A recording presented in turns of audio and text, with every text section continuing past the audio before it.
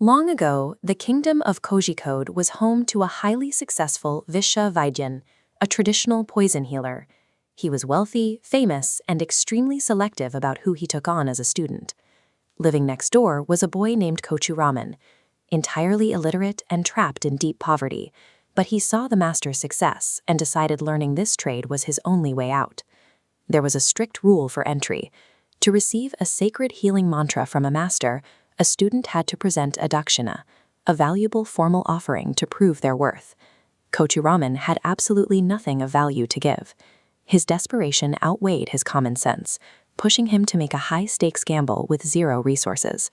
He decided to use the only thing he had. He climbed onto his thatched roof and plucked a humble ash gourd, a basic everyday vegetable. Early the next morning, before the other students arrived, he carried his makeshift offering next door and eagerly presented it to the groggy, respected master.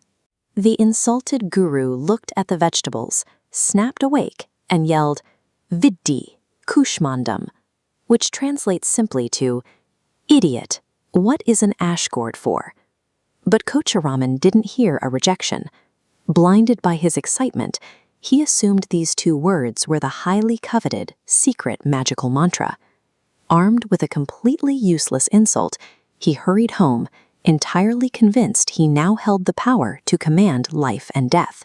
He immediately bathed, lit a traditional oil lamp, and sat down before it, treating the angry outburst with the highest level of orthodox reverence. Traditional folklore dictates a strict mathematical rule for spells. To unlock a mantra's power, it must be chanted 100,000 times for every syllable. Vidhi Kushmandam has 5 syllables. He needed to chant it 500,000 times. He applied immense physical discipline to this absurd task.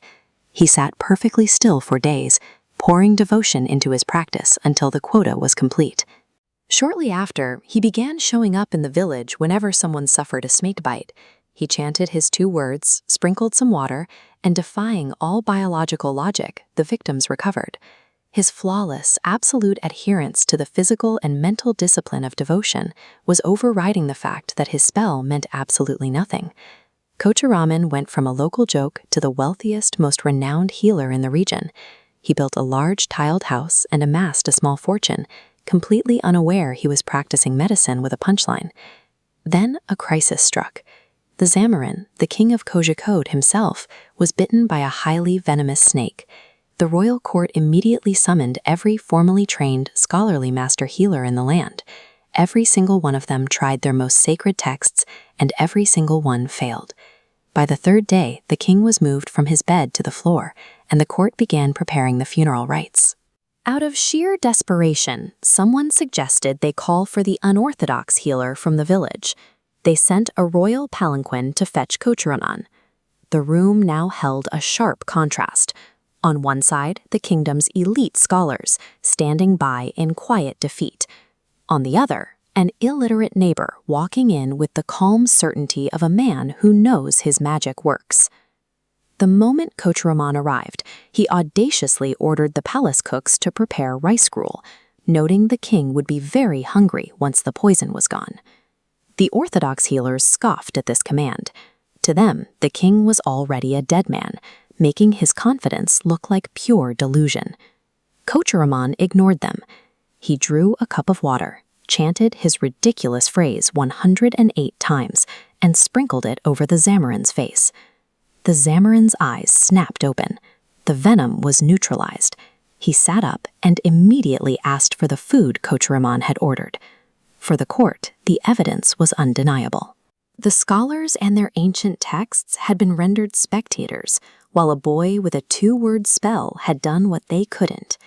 The grateful king showered Kochuraman with immense wealth, handing over heavy gold and fine silks, and arranging for a royal procession to carry him home. While being paraded back to his village, Kochuraman spotted his old master standing in the crowd. He ordered the palanquin to stop, stepped out, and laid all his newfound wealth at the guru's feet. The bewildered master, knowing his own limitations, demanded to know what ancient, incredibly powerful spell the boy had used to raise a man from the brink of death. Kochuraman leaned in earnestly to share his deepest secret, and whispered the insult. Vidhi, Kushmandam. The master realized that the healing didn't come from the syllables themselves or the heavy weight of ancient scrolls. The results came from Kochuraman's Guruthwam, his devotion, and the fact that he never once doubted his own power.